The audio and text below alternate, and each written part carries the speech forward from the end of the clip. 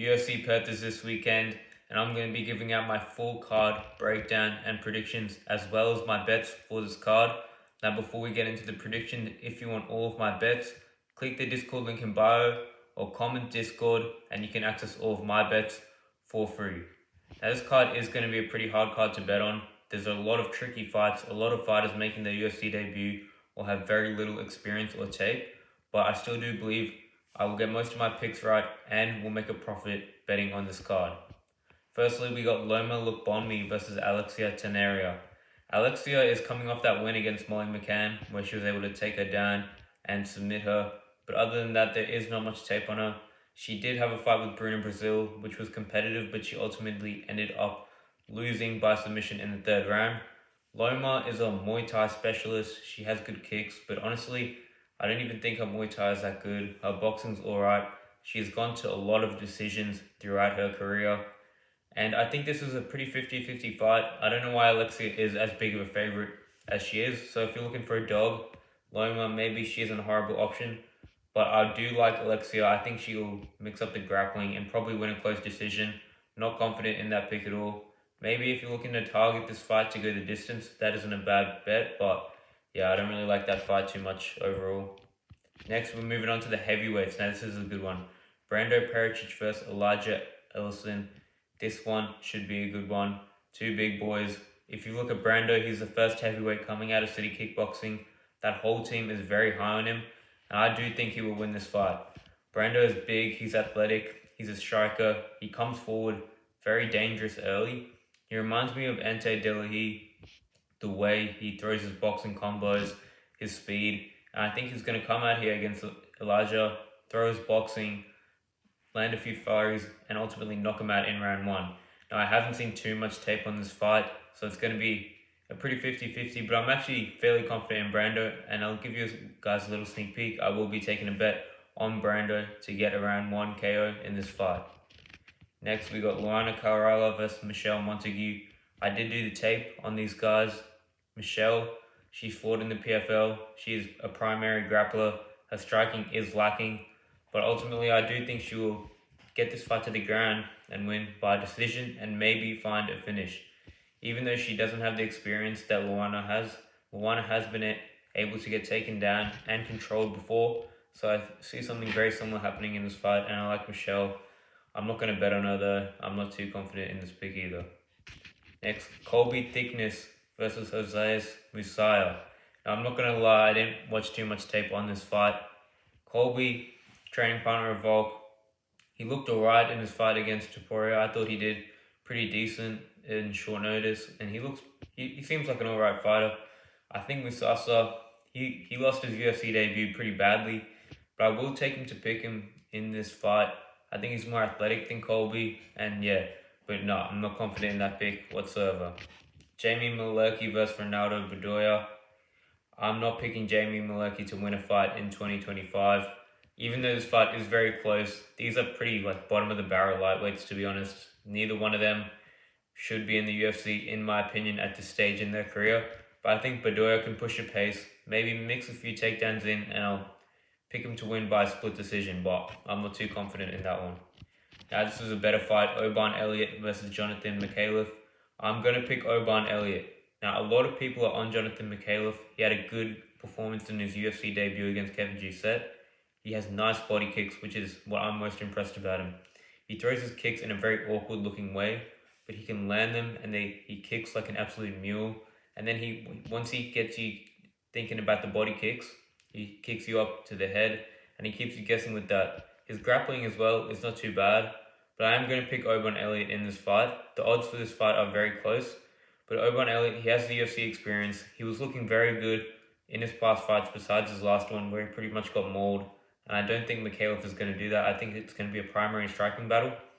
And I think Oban Elliott can keep it on the outside. I think he's quicker, he has better boxing, and I see him winning by decision. Next up, Cam Roston, who just won on the Dana White Contender Series, is versing Andre Petroski. Now, Cam Roston is the underdog, and I think he should be the underdog, and I'm going to pick Andre Petroski to win this fight. Roston is actually more of a grappler if you watch the tape on him. In his regional scene fights, he likes to get the fight to the ground, use his jiu-jitsu. On the feet, he did get a KO in round 1 in his Dana White Contender Series fight, but defensively, he still has some flaws in his striking, and he's definitely more of a grappler. I'm not too high on Cameron, to be honest. I'm a lot more high on Petrosky. Petrosky is really not special anywhere, but he does have good grappling and he has a good control ability. His striking on the feet, it's pretty plotty, it's pretty slow, but it is improving, and technically it's not too bad. So I think Petrosky can mix up the grappling, get control here, and probably win by decision. Next up, Navajo Sterling versus Rodolfo Bilardo. Now I am pretty hyped for this one, and I will be picking Navajo Sterling to win by knockout. Rodolfo Bilardo is tough, but he eats so much damage. You see that Jimmy Crute fight. He had to take pretty much a beating for a round and a half to get himself into that fight. Even getting dropped badly by Ihor Pretoria, getting knocked out twice by Vitor Petrino, and on the feet, he wasn't looking very good against Paul Craig. Now, Navajo Sterling has not impressed me at all in the UFC so far. His first fight against Tuco Tucos, he really struggled to finish Tuco. He didn't finish Tuco. That went to a decision, and Tuco was pretty much just covering up the whole time, and Navajo wasn't able to finish him. Next fight against Ivan Erslan, that fight was very close in round 1 and 2, but he did pull away in round 3. He dropped him bad, still couldn't finish him there, but that was a bit better of a performance. Now, I do think Navajo Sterling is going to get a knockout here against Bilardo. I think Bilardo eats too much damage, and Sterling hits too hard and is too athletic. But don't be surprised if you see Sterling going for a tit for tat point fight kind of mode, which he has in his last 2 fights, and that could be the case here.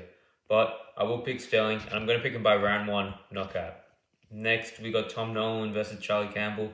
I'm going to take Charlie Campbell as the underdog to get it done against Tom Nolan. Now, Tom Nolan is a good fighter. He's decent on the feet. He has good grappling as well. But Tom Nolan's defense, as a tall guy at lightweight, he gets cracked a lot. And I like Charlie Campbell's pressure. I like his boxing. And as an underdog, I think he can find the win here. So I will be taking Charlie Campbell. And I do like his price tag at around plus 130, plus 140. I'd say those are good odds. Now we got Justin Tafa versus Louis Sutherland, the two big heavyweights that everyone seems to be on Louis Sutherland because Justin Tafa's trash and all that. And I agree, Justin Tafa, he's not a good fighter. His grappling is horrible. But if you've watched Louis Sutherland, I don't think he's much better. In fact, I think he's a bit worse. He doesn't have the same kind of power and slickness that Tafa does, at least early. And he gasses out pretty bad. He doesn't have the power. He's just as fat. And yeah, I think Tafa's going to get around 1 KO here. But I'm not confident in that pick whatsoever. But nah, if I had to pick a side, I'm taking Tafa in that fight. Now, Jake Matthews versus Neil Magny. I am going to pick Jake Matthews here. But when I saw the odds for this fight, I was genuinely confused. Why is Neil Magny a plus 400 underdog against Jake Matthews?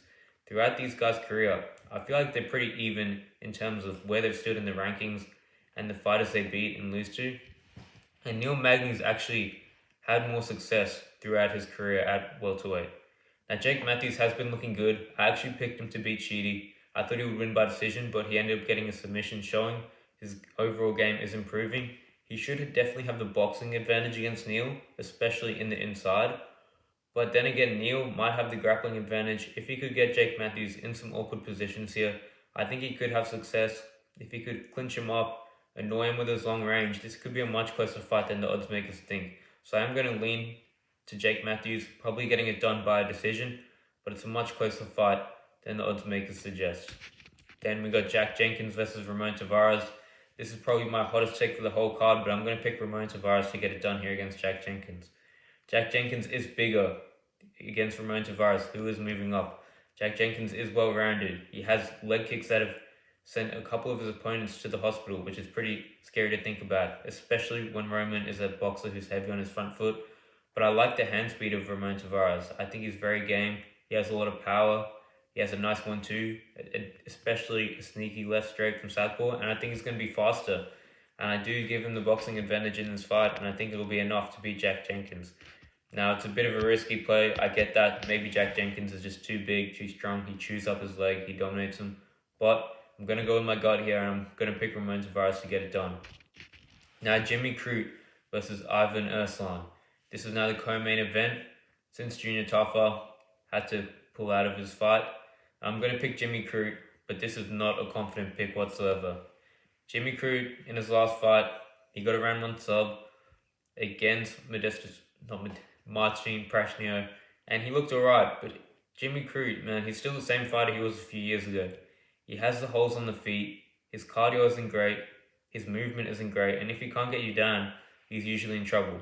Now, Ivan Ersan is 0-2 in the UFC, but to be honest, I don't think he looked that bad in either of those fights. A split decision against Ion Cutelaba, he got taken down, but then again, his boxing looked alright. He got some takedowns of his own, and I think he just reminds me of like a worse version of Volkan Oezdemir in a way. He has alright hands, and I think if he can keep this fight standing, he can have a lot of success here.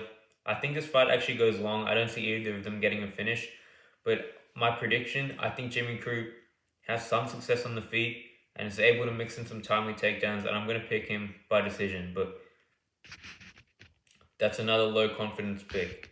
And now for the main event, Carlos Ulberg versus Dominic Reyes. I'm going to pick Carlos Ulberg by decision in this fight. A lot of people are hopping on the Reyes hype train, and I hope he wins. I really do. But man, I just can't see him beating Carlos Ulberg in this fight. You look at Dominic Reyes, who he's beating. He's beating Nikita Krylov coming off a 2.5-year layoff.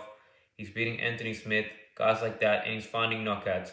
Now, he's looked good in these fights, but the level of competition is not that high, and I still think the defensive flaws of Reyes are still there. And when Reyes fights, he's always looking for one thing, and that's the pullback left hand. And if you don't have that opening, we've seen he's able to get pieced up. Yuri was able to piece him up. Even Jan Blachowicz was able to piece him up, knock him out. And that's what I think could probably happen in this fight.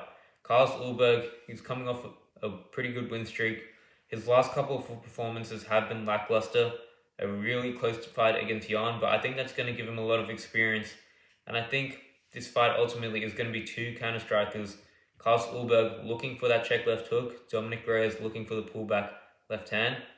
I think it's going to be a slow fight, but I think Carlos Ulberg will tap his leg. He's going to be faster.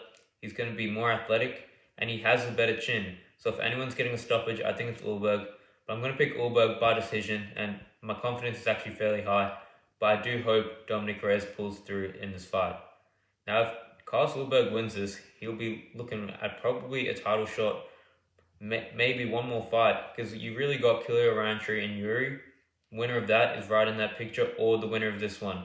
And I wouldn't really want to see Ulberg get a shot with his boring fight style, but he's right up with there, and he definitely deserves it if he can win this fight. And if you want to access all of my bets, click the Discord link in bio. Let's make some money, and I'll see you inside.